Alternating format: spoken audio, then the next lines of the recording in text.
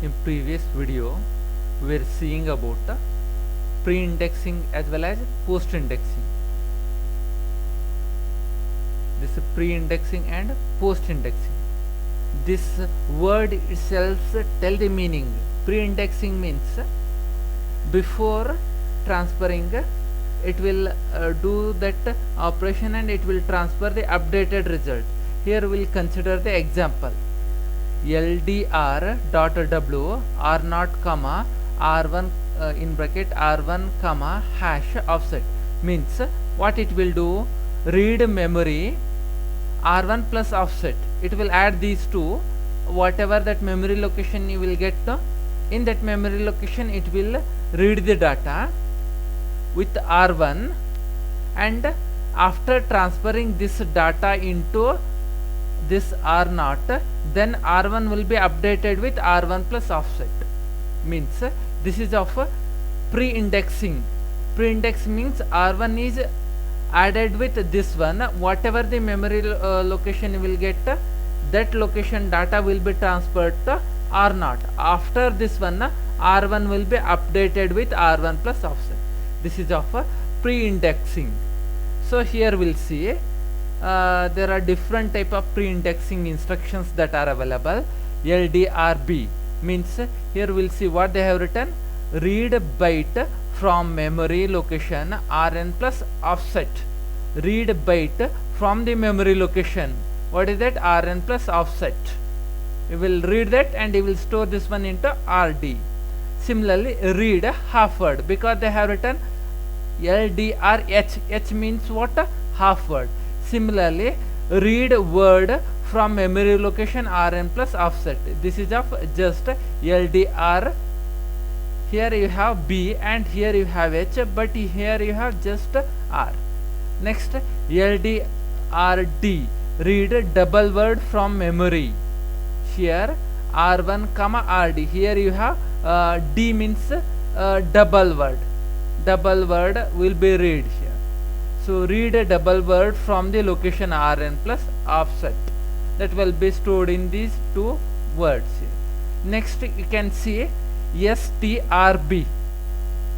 You will do storing of the value to the memory from the register. Here which is your memory location? Rn comma hash offset. This is your memory location. Which is your register? RD. This is your register. Here what you do?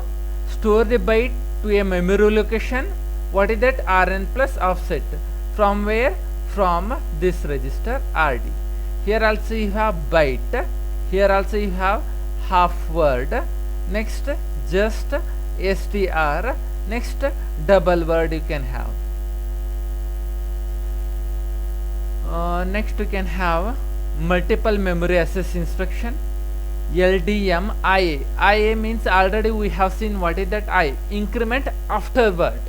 Here one will see one instruction. Read multiple word from memory location. From memory location specified by RD. Address increment after word each transfer. Address increment after each transfer. Here you are doing read multiple word from memory location. What is your memory location? That is specified by register list. That is specified. Then you will store that value here. Similarly, you can have STM, store multiple word memory location specified by RD, and address increment afterward each transfer. So you have these instructions. Similarly, you can have STM, ST double word. You can have DB means this is of a double word. So next we'll go with the example for pre-indexing memory access instruction. LDR.W RD you can have. This is of pre-indexing load instruction for various size word, byte, half word and double word. You can have all these things.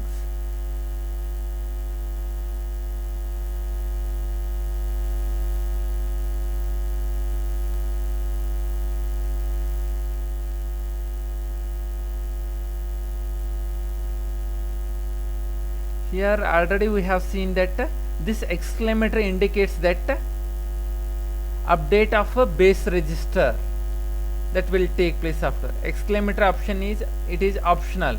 Without it, instruction would be just a normal instruction, normal transfer instruction here.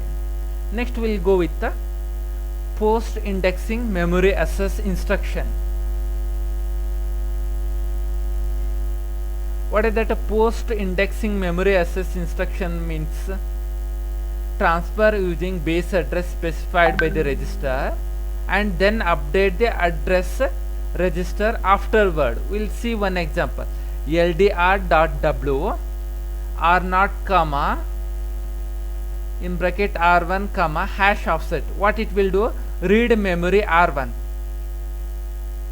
With r1 you will read this r1, update to r1 plus offset.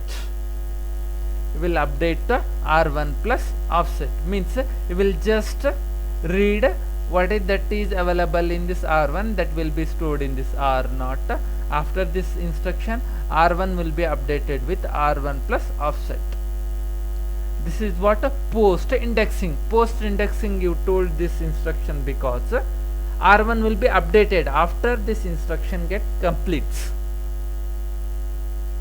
When a post indexing instruction is used, there is no need to use this exclamatory sign, because after an instruction get executed, then only this one will be incremented. So there is no necessary to use exclamatory symbol. Where in pre-indexing you might choose whether to update the base address register or not. You have to choose that.